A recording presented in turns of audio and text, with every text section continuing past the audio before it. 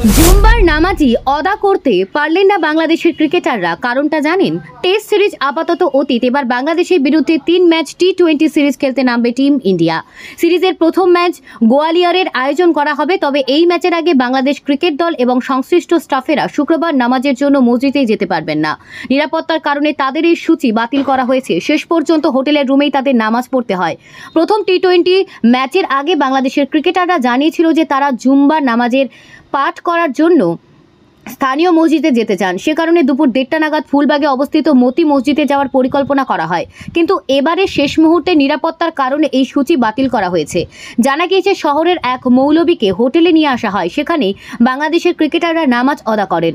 বাংলাদেশের ক্রিকেট দলকে সিটি সেন্টারে রেডিসন হোটেলে রাখা হয়েছে। এই হোটেলে বাইরের কাউকে ঢুকতে কিংবা বেরোতে দেওয়া হচ্ছে না। হোটেলে কর্মচারীদের স্পেশাল পাস দেওয়া হয়েছে। অনুশীলন করার জন্য বাংলাদেশি ক্রিকেটারদের কড়া নিরাপত্তা বেষ্টনীতে মুড়ে ফেলা হচ্ছে। সম্প্রতি বাংলাদেশের গণ অভ্যুত্থানের সময় হাজার হাজার হিন্দু নাগরিকদের উপর অত্যাচার করা হয়েছিল, ভেঙে ফেলা হয়েছে একাধিক হিন্দু মন্দির। সেই বিক্ষোভের আজ ভারতেও এসে পড়েছে। সে কারণে গোয়ালিয়রে হিন্দু পরিষদের একটি শাখা বিক্ষোভ দেখাতে শুরু করে। আর তাই বাংলাদেশি ক্রিকেটারদের কড়া নিরাপত্তার মধ্যে রাখা হয়েছে।